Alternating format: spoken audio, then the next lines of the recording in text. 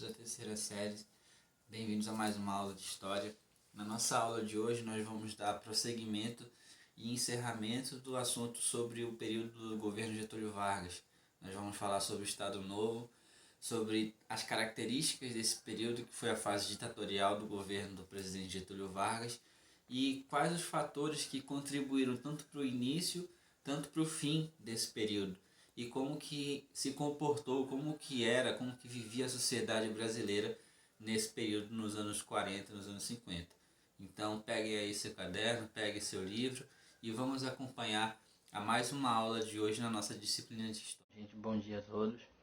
Vamos dar continuidade à nossa aula de História, né, que nós estamos vendo sobre o Estado Novo, sobre o governo Vargas, na verdade.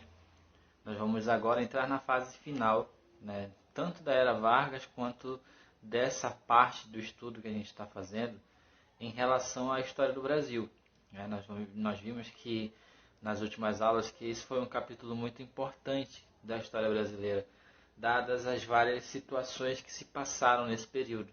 Tivemos aí golpes militares, tivemos mudanças na Constituição do Brasil, e tudo isso num período governado por um único homem, que foi o Getúlio Vargas. E agora nós vamos entrar na fase final desse período do Getúlio, que é o Estado Novo.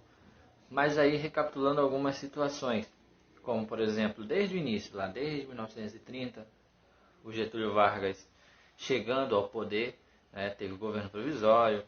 No governo provisório, por conta das medidas políticas que o Getúlio Vargas fez, alguns estados acabaram não gostando, em especial o estado de São Paulo não acabou gostando muito dessas interferências e acabou indo para a luta armada. Houveram movimentos, e o principal deles, vamos dizer assim, foi a Revolução Constitucionalista, que queria de fato que houvesse mudanças na regra eleitoral, que houvesse uma Constituição nova, já que a primeira Constituição não tinha mais valor, vamos dizer assim, porque o Getúlio Vargas deu um golpe de Estado para chegar ao poder. Aconteceu o governo constitucional a partir de 1934, Getúlio Vargas ele entregou uma nova Constituição para a população, vamos dizer assim, e começou a fazer mudanças nas áreas de educação, na área do trabalho, na área da saúde, entre outras coisas. Porém, nesse período, vamos dizer, começaram a surgir tensões políticas no Brasil. O Brasil começou a viver um período de radicalização política. Havia várias ideologias e vários grupos políticos no Brasil com inspiração em movimentos que aconteciam fora, que aconteciam na Europa principalmente.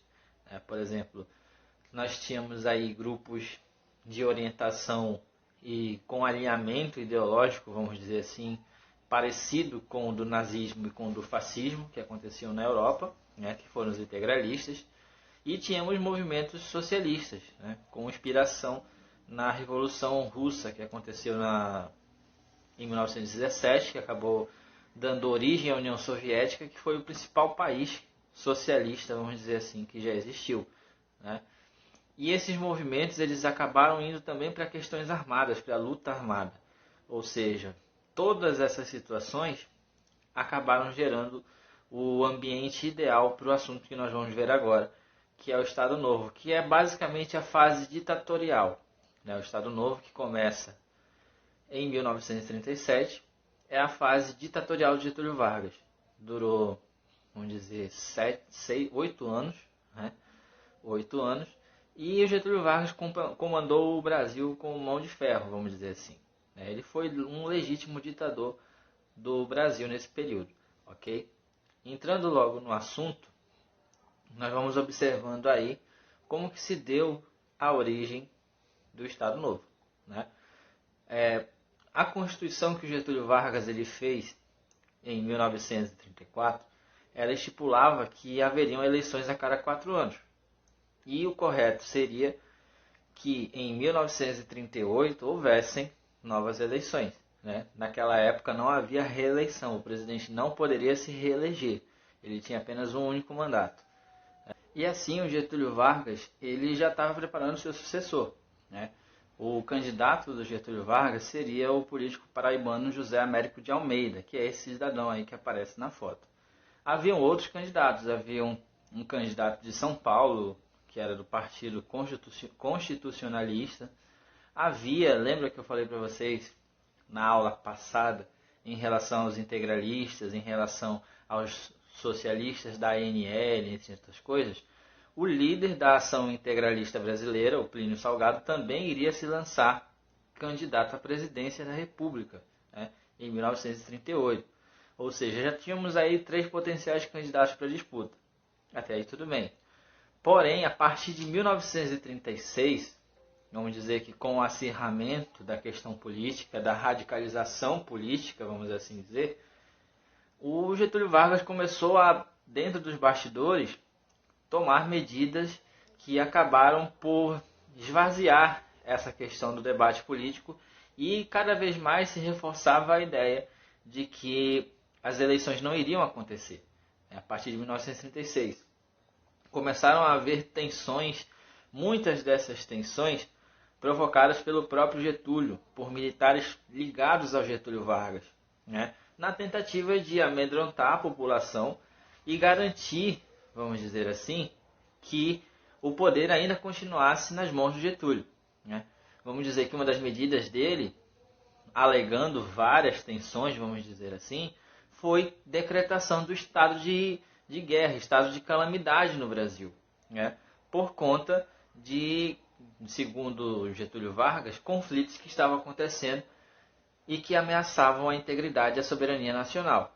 Até aí tudo bem, vamos dizer, ele decretou o estado de guerra, as decisões, vamos dizer que isso implicaria um poder muito maior nas mãos do presidente, nas mãos de Getúlio Vargas, ok? Só que aí o estopim mesmo que acontece, vamos dizer assim, vai se dar em 1937. Em 1937, surge na mídia, os jornais circulam, a rádio vai circular, a descoberta de um plano de origem socialista, dos grupos socialistas, para a tomada do poder. Esse plano é o Plano Cohen, ele vai ser trazido à tona, vamos dizer assim, a partir de 1937.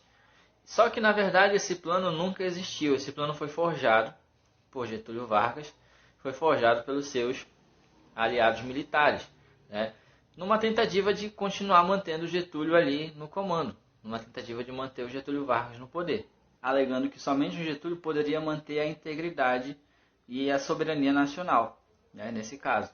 Surge, então, a descoberta desse plano, do Plano Cohen, e tudo isso foi uma preparação para que o golpe, o alto golpe, como as pessoas, os historiadores, eles falam, dessa fase do Getúlio, ocorresse em novembro de 1937. Né? No dia 10 de novembro de 1937, o Getúlio Vargas ele vai anunciar pelo rádio o surgimento do Estado Novo. Ou seja, não haveriam mais eleições, né? As eleições estavam suspensas, o Getúlio Vargas ele deu um golpe, só que diferentemente da vez anterior, ele deu um golpe em si mesmo, já que ele era o presidente e ele acabou com o sistema democrático que ele havia colocado pelo governo constitucional, com a nova Constituição de 34, ele acabou simplesmente com aquilo. Por quê? Ele simplesmente concentrou todo o poder, ele tinha apoio dos militares, ele concentrou todo o poder político nas mãos dele. E ele se tornou, nesse dia, a partir desse dia, quando ele decreta pelo rádio o surgimento do Estado Novo, ele se torna um ditador de fato, né? E aí vai dar início, vamos dizer assim, a essa fase, né, do governo dele, que é a questão do Estado Novo, né? As características básicas do Getúlio Vargas nesse período. Aqui nós vamos ver essa foto maior, que está ele de pé, vamos dizer assim, é a foto tirada do anúncio que ele faz nas rádios, principalmente na Rádio Nacional, que é a principal rádio do Brasil na época. A gente vai ver mais adiante como que o rádio ele se tornou importante não só para o Getúlio Vargas, mas também para a sociedade brasileira nesse período dos anos 40, dos anos 30, anos 40, anos 50, vamos dizer assim, né? Nessa foto aí, o Getúlio Vargas ele está avisando ao Brasil, declarando ao Brasil que ele estava criando, vamos dizer assim, um novo regime, que é o Estado Novo, ok? Como que se tratava esse Estado Novo? Vamos dizer que uma das características marcantes do Estado Novo, vamos dizer, vai ser a centralização do poder total nas mãos de Getúlio Vargas, né? Até então, o Brasil ele era uma federação, como hoje. Hoje o Brasil é uma república federativa. Os estados eles têm uma determinada autonomia e são ligados ao governo federal. No caso do Getúlio Vargas, quando ele vai criar o Estado Novo, vamos dizer assim, o poder do Estado, o poder estadual, é novamente subtraído. Não existe mais o poder estadual. O poder total vai às mãos de Getúlio Vargas, né? Poder de prender opositores, poder de perseguir pessoas que eram contra ele, independente da área de atuação. Qualquer um que fosse contra o Getúlio Vargas era imediatamente perseguido e preso, vamos dizer assim.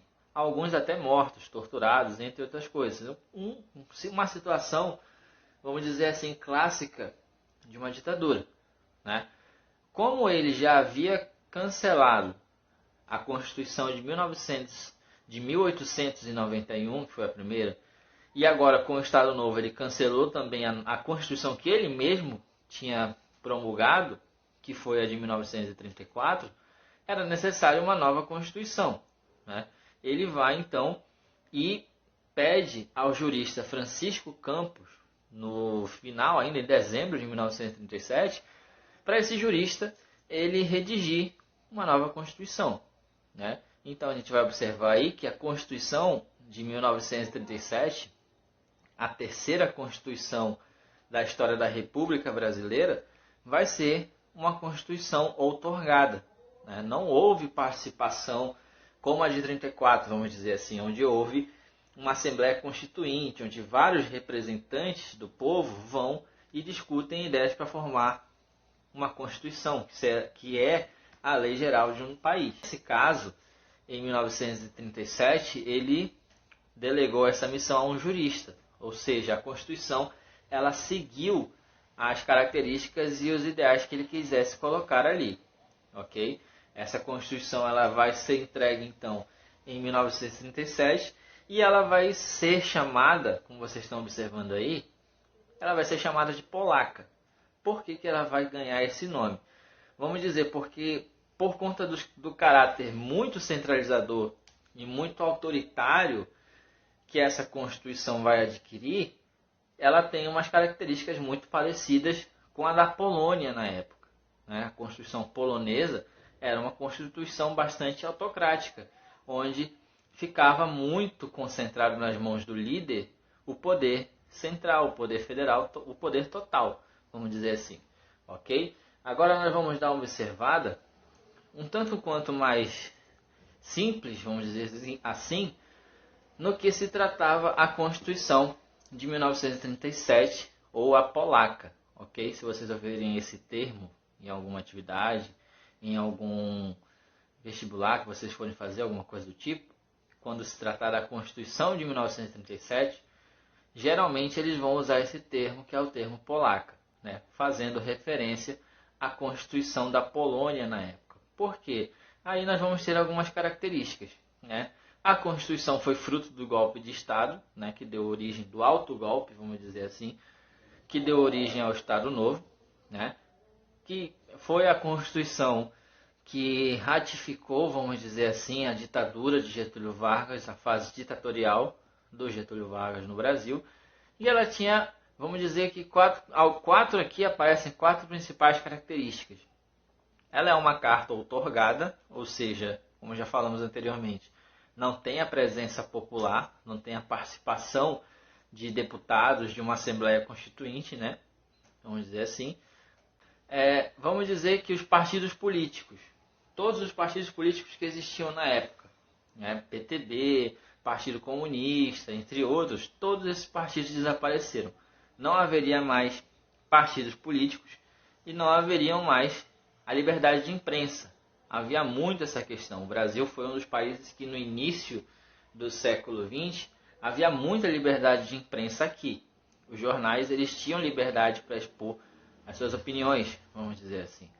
Mas com a chegada desse período, vamos dizer, dessa época do Estado Novo, a imprensa ela sempre foi um tanto quanto que censurada, né, pelo governo do Getúlio Vargas. Outra coisa que ele vai mexer vai ser na autonomia dos estados. Novamente, né, lembra que quando ele colocava alguma pessoa para governar um estado de fora, sempre tinha aquela reclamação, né, dos interventores. Ele vai trazer de volta a questão dos interventores para nomear. Esses interventores seriam os governadores dos estados e esses interventores nomeariam cada um dos prefeitos dos municípios do estado onde ele estava, do estado de origem dele, ok?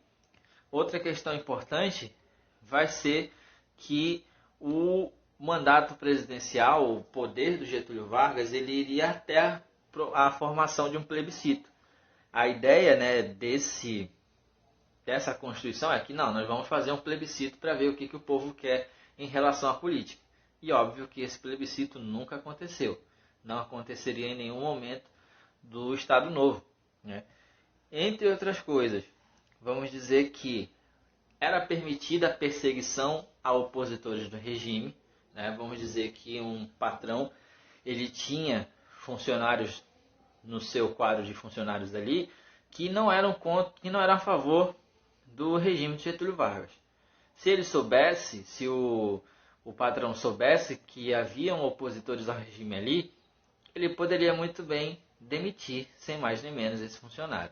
Ok? A pena de morte foi introduzida no Brasil nesse período, em 1937, foi institucionalizada, né, a questão da pena de morte, e estabeleceu também esse período, vamos dizer, do mandato presidencial. A princípio, o Getúlio Vargas ficaria 6 anos no poder. E depois ele poderia ser reeleito de forma indireta, ou seja, haveria o Congresso Nacional, obviamente, mas ele poderia ser reeleito e não seria pelo voto direto, seria pelo voto dos deputados. Basicamente, ele mexeu na questão do direito dos trabalhadores, o Getúlio Vargas. Vamos dizer que ele enfraqueceu os sindicatos de origem dos empregados, ele fortaleceu as grandes corporações patronais, que eram aqueles grupos que eram mais ligados aos patrões do que aos funcionários, vamos dizer assim. E muito dessas situações ele se inspirou no regime fascista, por exemplo, esse apego ao corporativismo, onde os patrões eles criavam grupos que, querendo ou não, sempre iriam fazer as vontades dos patrões. Isso era uma ideia muito do regime fascista, vamos dizer assim. Ele tirou o direito de greve, os trabalhadores não poderiam mais fazer movimentos grevistas, entre outras coisas, né, vamos dizer assim. A Constituição de 1937, ela só não vai ser tão dura com a sociedade brasileira quanto as constituições do regime militar. A Constituição de 1967, né, que foi promulgada, que foi outorgada, vamos dizer assim, pelo regime militar. Ok? Nós vamos observar aqui, então, como que se tratava, como que se dava a cultura e a sociedade, como que a sociedade brasileira ela se comportava nesse período. Como eu falei anteriormente, nos anos 30, nos anos 40, nos anos 50, o rádio ganhou um papel importantíssimo na vida da sociedade brasileira. Se vocês observarem bem hoje qual que é o meio de comunicação de massa, vamos dizer assim? Nós temos a internet, nós temos as mídias sociais, né? As pessoas hoje elas sabem das coisas, elas interagem as coisas, mais por conta do que elas veem nessas mídias sociais. Há um tempo atrás, vamos dizer, há uns 30 anos, 35 anos, quando não havia internet, a TV era de longe o meio de comunicação de massa, né? Onde as pessoas elas se informavam, onde elas tinham entretenimento. Até hoje é assim, na verdade. Mas nós temos que considerar que a internet tem tido um avanço muito significativo nesse sentido. Mas em 1940, 1950, né, o rádio era, vamos dizer, a vitrine da sociedade. Ali tinha toda a forma de entretenimento. Tinham as radionovelas, né, onde as pessoas, tipo as novelas que a gente vê hoje, que as pessoas veem hoje na televisão, era basicamente assim, só que no rádio, né? Estávamos vivendo a relação do Estado Novo, como estava em plena época do Estado Novo no Brasil, o Getúlio Vargas, vendo essa situação do rádio, o avanço, a importância que o rádio teria, ele utilizou bastante esse meio de comunicação para expor a sua propaganda de governo. Não é à toa que ele chegou a criar o Departamento de Imprensa e Propaganda, vamos dizer assim. O Getúlio Vargas, por ele ser um ditador e ele ter muita influência, vamos dizer assim, nesse período dos regimes nazifascistas, ele também se espelhou muito nessa questão quando se trata do culto à personalidade, do culto ao líder. O Getúlio Vargas ele investiu muito nessa propaganda para aumentar, vamos dizer assim, positivamente a sua imagem pessoal junto à sociedade brasileira. Ele investiu bastante nesse sentido, ele reformulou o departamento de propaganda que havia, ele criou o departamento de propaganda de imprensa e propaganda, na verdade, e assim, a ideia desse órgão era simplesmente fazer com que o presidente estivesse bem na foto, que o presidente fosse cada vez mais bem visto pela sociedade brasileira. Se vocês observarem aqui, ele estimulou, vamos dizer, aquela questão do civismo, de vamos aprender a honrar o nosso país, a respeitar o nosso país, a cuidar do nosso país, entendeu? Enaltecendo as coisas do Brasil, um caráter bem nacionalista. Isso nós vimos ano passado, quando nós estudamos as teorias que surgiram no século XIX, no século XX, nós vimos o nacionalismo. E o nacionalismo foi uma teoria que influenciou bastante regimes totalitários, como a Itália, a Alemanha, a Espanha e o Brasil também. O Brasil, se a gente for observar nesse ponto, ele foi um regime totalitário.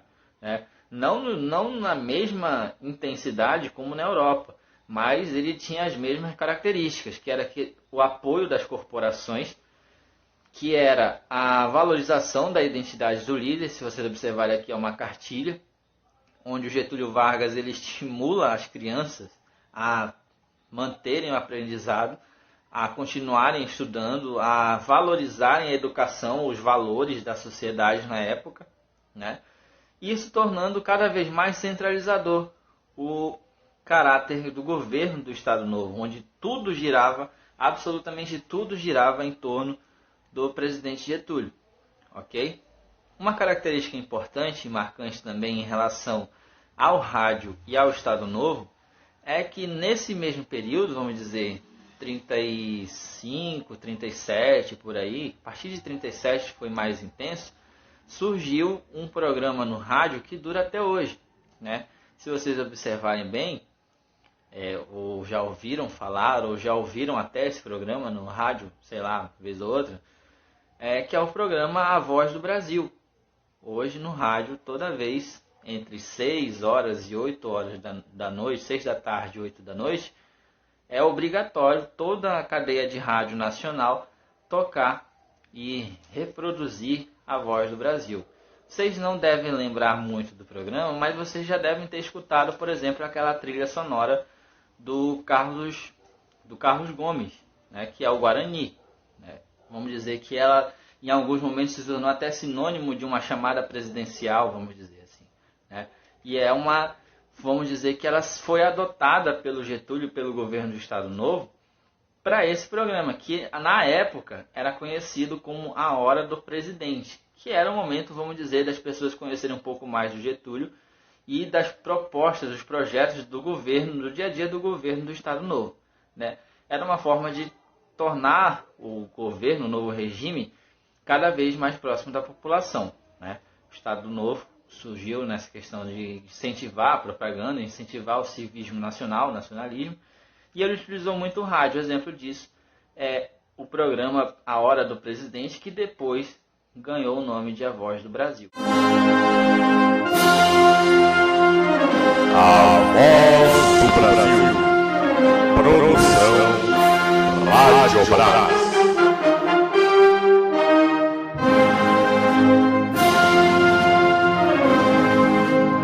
Vamos aí então observar agora a parte final, vamos dizer assim, do Estado Novo e da Era Vargas. Mais adiante, na próxima aula, nós vamos deixar um pouco a história do Brasil de lado e nós vamos entrar no conflito da Segunda Guerra Mundial. Nós vamos voltar, né, à questão do estudo da história geral e observar todos os detalhes da Segunda Guerra Mundial. Foi um conflito, o maior conflito já registrado, vamos dizer assim, né? Envolveu várias nações, houveram várias batalhas em várias partes do planeta. Tivemos episódios muito significativos, né? Como, por exemplo, a invasão japonesa, o ataque japonês ao Havaí, a Pearl Harbor, né? Tivemos a invasão da União Soviética, tivemos o Holocausto, mas tudo isso nós vamos ver mais adiante. O Brasil ele entrou no conflito. O Brasil entrou na guerra, no meio para o fim da guerra. Só que se vocês forem parar para observar, o Brasil ele tinha boas relações, tanto com o eixo, né, com a Alemanha nazista, quanto com os aliados, com os Estados Unidos, a Grã-Bretanha, entre outros. O Getúlio Vargas ele até tinha uma boa relação com o eixo, quanto com os Estados Unidos e com os aliados. Por pressões dos Estados Unidos, o Brasil acaba entrando na guerra do lado aliado. O Brasil vai ter uma participação no conflito, ele vai enviar até soldados, vai enviar a chamada Força Expedicionária Brasileira para a Europa, vão lutar na Itália, tem batalhas muito importantes e ajudam nessa parte final do conflito, né? E assim, após o conflito, nós vamos ver que vai haver um conflito de interesses, tanto da sociedade e principalmente dos militares, né? Alguns militares não vão ver sentido apoiar o Getúlio Vargas e o regime do Estado Novo, uma vez que eles voltaram de uma guerra para acabar com um regime totalitário. Eles foram para lá derrotar a ditadura nazista e voltaram vitoriosos para uma ditadura do Getúlio Vargas. Não vai haver sentido nisso, vamos dizer assim, para alguns, né? E esse movimento ele vai acabar ganhando força. Vamos dizer assim, os militares eles vão pressionar significativamente, vamos dizer, o governo do Getúlio Vargas e vão forçar ele a renunciar, vão tirar ele do poder em 1945. Né? Já não havia mais sustentabilidade do Getúlio Vargas, vamos dizer assim, sustentação do Getúlio Vargas, porque os seus aliados militares não queriam mais ele ali no poder. Eles queriam um momento democrático, vamos dizer, para o Brasil, já que o Brasil lutou pela democracia na Segunda Guerra Mundial e voltava os soldados dele para uma ditadura, né? Getúlio Vargas renuncia, ele deixa o poder, só que no final, na eleição que houve em 45, um aliado do Getúlio Vargas, que é esse cidadão que está aí na foto, que é o Eurico Gaspar Dutra, ele é eleito presidente. O Getúlio Vargas ele deixa o poder, mas ele consegue eleger um sucessor, né? Vamos dizer assim, um partidário dele. E o Eurico Dutra se torna presidente e governa até mais ou menos 1950, vamos dizer assim, né? E assim vamos dizer que encerra esse período da Era Vargas, ok? Mais adiante nós vamos ver novamente que o Getúlio Vargas vai voltar ao poder, mas as coisas não vão ser mais como antes, né? Ele vai passar por vários problemas até o ponto dele chegar a tirar a própria vida, ok? No mais, gente, essas aulas foram um apanhado do que foi a Era Vargas. É um período muito extenso, houveram muitas coisas que aconteceram nesses 15 anos, né, nessas 3 fases do governo dele. E basicamente é isso. Vocês tiverem alguma dúvida, vocês podem me chamar, fiquem à vontade para chamar, que eu vou ajudar vocês a esclarecendo dúvidas, tanto do vídeo, da aula, espero que vocês tenham gostado também, quanto das atividades que nós vamos enviar, ok? Nas próximas aulas nós vamos sair um pouco do Brasil e vamos entrar na questão da Segunda Guerra Mundial, ok? No mais é isso, espero que todos estejam bem e um forte abraço a todos, até a próxima aula.